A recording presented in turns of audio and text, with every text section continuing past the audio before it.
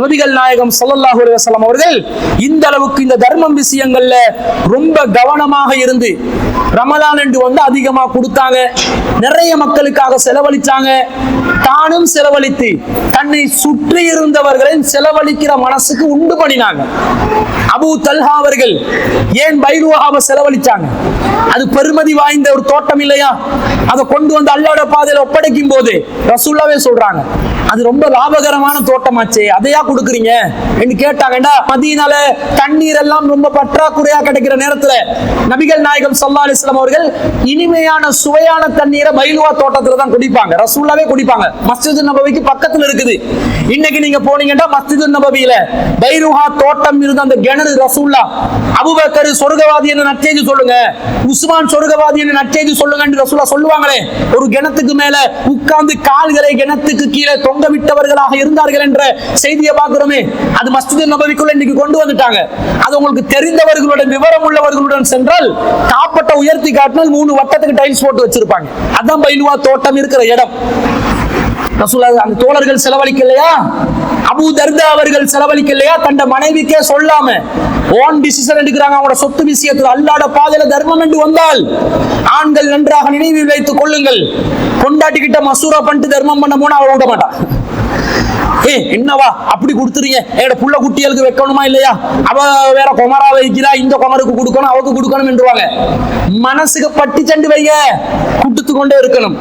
யாருடைய சொத்தை? பொண்டாட்டிட்ட சொத்தை இல்லை, உங்களோட சொத்தை. உங்களோட சொத்தை நீங்க தர்மம் பண்ணுங்க.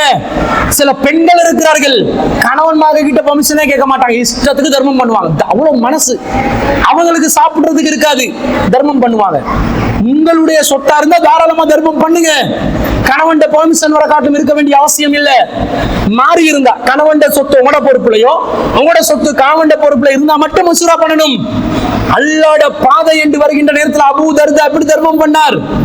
தோட்டத்தை தர்மம் பண்ணிட்டு உம்மு தர்தாக்கு வந்து சொல்றாங்க, உம்மு தர்தாவே வெளியேறுங்க, வெளியேறுங்க, தோட்டத்தை விட்டு வெளியேறுங்க. என்ன அபூ தர்தா, என்ன விஷயம்? அல்லாஹ்வுடைய பாதையில அதை வக்ஃப் செஞ்சிட்டேன், தர்மம் பண்ணிட்டேன். என்ன சொன்னாங்க மனைவி? அபூ தர்தாவே என்ன லாபகரமான ஒரு வியாபாரத்தை செஞ்சு வந்திருக்கிறீங்க, எப்படிப்பட்ட கணவர் நீங்க, இதுதான் ப்ராஃபிட்டபிள் பிசினஸ் என்றாங்க. ப்ராஃபிட்டபிள் பிசினஸ், அதுல லாஸ்ட் கிடையாது என்று சொல்லி உடனடியாக தோட்டத்தை விட்டு வெளியேறிய காட்சியை நான் பார்க்கலையா? அபூ தல்ஹா அவர்கள் ரசூலுல்லாஹ் ஒரு விருந்தாளி வர்ற நேரத்துல உணவுக்கு வழி இல்லை என்று சொன்ன நேரத்துல யார் இவருக்கு விருந்தோம்பல் செய்வது என்று சொன்ன உடனே அபூ தல்ஹா வீட்டுக்கு கூட்டி போறாரு. தன் மனைவியிடம் கேட்கிறாங்க, குழந்தைகளுக்கு இருக்கிற உணவு மட்டும்தான் இருக்குது என்று சொல்றாங்க, அவளை தூங்க வைங்க, நாங்க விருந்தாளியை கண்ணியப்படுத்துவோம், அல்லாஹ்வின் தூதருடைய விருந்தாளி கண்ணியப்படுத்துவோம் என்றாங்க. பிறகு குழந்தைகளை தூங்க வைத்து இந்த விருந்தாளியோட உட்கார்ந்து சாப்பிடுற மாதிரி பாவனை செய்து விளக்கை அணைத்து விட்டு 2 பேரும் சேர்ந்து அந்த விருந்தாளியோட வயிற்றை நிரப்பினாங்களே, தான் உணவு உண்ணாமல் இருந்தார்களே, இதை பார்த்து லக்கத் அஜிபல்லாஹு அஸ்ஸ வஜல் அவ் லஹிக, இந்த செயலை பார்த்து அல்லாஹ் ஆச்சரியம் அடைந்தான், அல்லாஹ் சிரித்தான். மின் ஃபுலானின் வ ஃபுலானா, இந்த மனிதர்கள் செய்த இந்த மனுஷியும் இந்த மனுஷனும் செஞ்ச வேலையை பார்த்து அல்லாஹ்வே ஆச்சரியப்பட்டான் என்று அல்லாஹ்வின் தூதர் சொல்ற அளவுக்கு கொடை வள்ளல்களாக சஹாபாக்களை உருவாக்கினாங்க. இதுதான் மார்க்கம். காரணம் வஸாரிஉ இலா மஃபிரத்தின் மிர் ரப்பிக்கும் வ ஜன்னah அர்லு அஸ்-ஸமாவாத்து வல் அர்ல், வானங்களும் பூமியும் பரப்பளவு கொண்ட சொர்க்கத்தின் பால் நீங்கள் விரையுங்கள். வஇத்தத்துல் முத்தகீன், இறையச்சம் உள்ளவர்களுக்காக அது தயாரிக்கப்பட்டுள்ளது.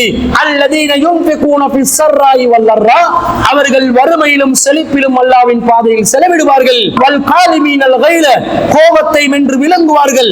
வல் ஆஃபீன அனின் நாஸ், மக்களை மன்னிப்பார்கள். இந்த பண்பு தான் இந்த அளவுக்கு சொர்க்கத்தின் மீது ஆசையை வைத்த நிலையில் தர்மம் செய்வதற்கு வழிகாட்டி இருப்பதை பார்க்கிறோம். எனவே அன்பிற்குரியவர்களே, அள்ளி வீச நினைக்கணும்.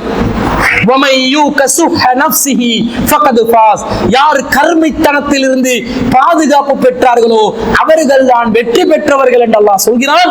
சொத்துக்களை சேகரித்து துனியாவின் மீது பேராசை கொண்டு கர்மித்தனம் செய்து கஞ்ச பயல்களாக வாழ்ந்து விடாமல் மறுமையின் மீது பேராசை கொண்டவர்களாக, சொர்க்கத்தின் மீது பேராசை கொண்டவர்களாக, அந்த சொர்க்கத்திற்கு வித்திடக்கூடிய நல் அமல்களில் மூடக்கூடியவர்களாக நானும் நீங்களும் மாற வேண்டும் என்பதை கூறிக்கொண்டு இப்ப நம்முடைய மேட்டருக்கு வருவோம். நம்ம ஜமாத்துல நிறைய திட்டங்களை போட்டு வேலை செய்யும். இந்த ஜமாத்தை சார்ந்தவர்களுடைய அறிவு திறன்கள் அவர்களுடைய திறமைகள். இன்னைக்கு நான் சந்தோஷப்படுகிறேன், நம் ஜமாத்தில் நாம் கண்களால் பார்த்து நம்முடைய கண் முன்னாடி வளர்ந்த இளைஞர்கள் இன்று இந்த அல்லாஹ்வின் மார்க்கத்தை பரப்புவதற்காக இரவு பகல் பாடுபடுகிறார்கள். பார்க்கும்போது சந்தோஷம், ஆச்சரியம். இப்படியும் இவர்கள் தியாகம் செய்வார்களா என்று நினைக்கிற அளவுக்கு. ஆனா என்ன நிலைமை? அவர்களுடைய தியாகங்களை ஆர்வமூட்டி தேவையான டெக்னாலஜி வசதிகளை ஏற்படுத்தி அந்த மார்க்கத்தை கொண்டு போய் சேர்க்கிறத நவீன தொழில்நுட்பத்தோடு கொண்டு போய் சேர்ப்பதற்கு நம்மிடம் பலம் இல்லை. இன்னும் கிரீன் மட்டுக்கு பச்சை பெயிண்ட் அடிச்சு கொடுத்தா இருக்கிறோம். ஆர்டிபிஷியல் இன்டெலிஜென்ஸ் வச்சு என்னென்னமோ பண்றான். அந்த ஆர்டிபிஷியல் இன்டெலிஜென்ஸ்ல கூட சாட் ஜிடிபியா அதுல வந்து கேட்கிறாங்க, தமிழ் பேசும் உலகத்தில் சிறந்த மார்க்க அறிஞர் யார் என்று ஆர்டிபிஷியல் இன்டெலிஜென்ஸ் கிட்ட கேட்கிறாங்க. அது சொல்லுது அறிஞர் பி ஜெயினுல் ஆப்தீன் என்று. ஆர்டிபிஷியல் இன்டெலிஜென்ஸ்க்கு விளங்குதுங்க, தமிழ் பேசுற உலகத்துல சிறந்த மிகச்சிறந்த மார்க்க அறிஞர் பி ஜெயினுல் ஆப்தீன் என்பது. காரணம் சொல்லுது, சில பேருடைய பேரை சொல்லுது, இன்னாரும் சிறந்தவர் தான். ஆனால் அரசியல் மட்டத்திலே, உரிமை போராட்டத்திலே, மக்கள் மத்தியிலே உயிரோட்டமான ஒரு சமூக புரட்சியை ஏற்படுத்தின அதிக மார்க்க விளக்கம் உள்ள மார்க்க அறிவு கொண்ட ஒரு அறிஞராக இருந்தார். அது இவரை தவிர வேறு யாரும் இல்லை. அந்த ChatGPT வச்சு மார்க்க அறிஞர் யார் என்று கேள்விக்கு விடை தன்ற அளவுக்கு உலகம் இருக்குது. ஏன் நம்முடைய ஹியூமன் இன்டெலிஜென்ஸ் மக்களுக்கு கொண்டு போக முடியாம இருக்குது? டெக்னாலஜில வசதி இல்ல. நம்ம கிட்ட இருக்கக்கூடிய இந்த கேமரா இருக்குது, 8 வருஷம் பழைய கேமரா இது. இதுல படம் பிடிச்சு அது அழுத மைண்ட் வாய்ஸ் இருந்தா என்னைய மாத்துங்கடான்னு சொல்லும். அது ஒரு கேமரா வாங்கி மாத்துறதுக்கு வழி இல்லாத டெக்னாலஜி ரொம்ப நிறைஞ்ச காலத்துல நம்ம ஜமாத் பயணிக்கிறோம். ஏழைதான், ஆனால் மார்க்கத்தை கொண்டு போய் சேர்ப்போம் இன்ஷா அல்லாஹ். ஒரு தர்ஜுமாவை வெளியிடுறதுக்கு பட்ட பாடு எத்தனை லட்சங்கள், 34 லட்சங்கள் தேவைப்பட்டுச்சு. 3 வருஷமா கலெக்ஷன் பண்ண விட்டாங்க நம்ம ஆக்கள். ஒவ்வொருத்தனும் பிற மத வேத நூல்களை அள்ளி வீசுறான். திரிபிடகை என்ற நூல் பௌத்த மக்களுடைய மூல நூல், 58 வால்யூம்களை கொண்ட நூல். அந்த நூலை வாங்குவதாக இருந்தால் 1,05,000 ரூபாய் கடந்த 2 வருடங்களுக்கு முன்பதாக எனக்கு செலவாவிச்சு. திரிபிடகையை படிப்பதற்காக வாங்க வேண்டிய நிலை. 1 லட்சம் ரூபாய்க்கு நூட்களை விற்கிற அளவுக்கு அவங்க வச்சிருக்கிறாங்க.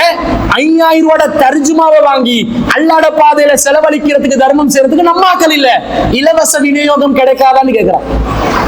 எப்படி தர்மம், எப்படி மார்க்கப்பற்று?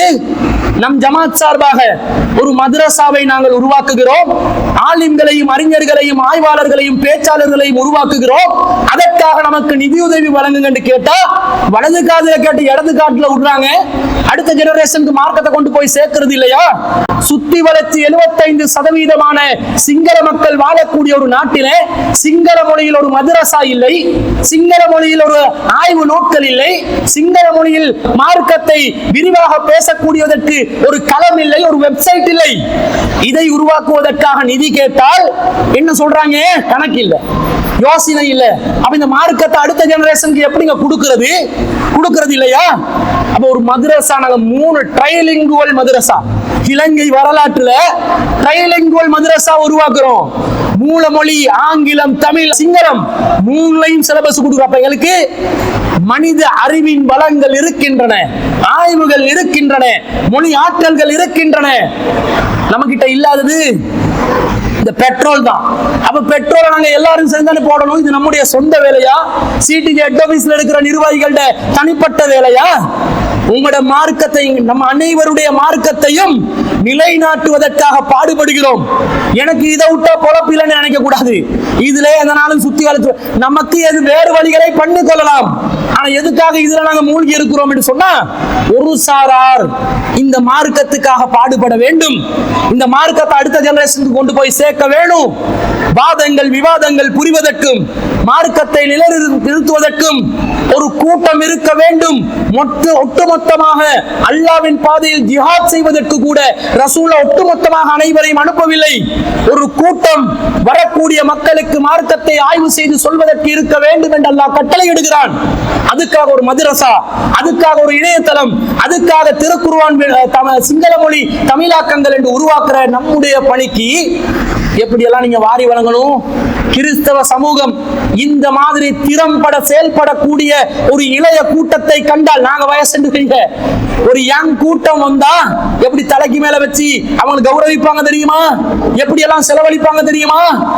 ஒவ்வொரு சர்ச் தேவாலயங்களை நீங்கள் கண்கூடாக பாருங்கள், எப்படி எல்லாம் அவங்க வச்சிருக்கிறாங்கன்னு விளங்கும். யோசிங்க, அல்லாஹ்வோட மார்க்கத்துல ரசூல் நமக்கு காட்டி தந்த இந்த பண்பு. அவன் என்ன பண்ணுவான், இவன் என்ன பண்ணுவான், அப்துல் ராசிக்குடைய வாழ்க்கை செலவினங்களுக்கு என்ன செய்கிறார், இது உங்களுக்கு தேவையில்லாத வேலை. அது அவர் என்ன பண்ணாலும் அல்லாஹ்வோட பார்த்துக் கொள்வார். இது பொது பணிக்காக நாங்கள் கேட்கிறோம், அல்லாஹ்வோட மார்க்கத்துக்காக கேட்கிறோம். நீங்களும் கொடுக்க வேண்டும், நானும் கொடுக்க வேண்டும்.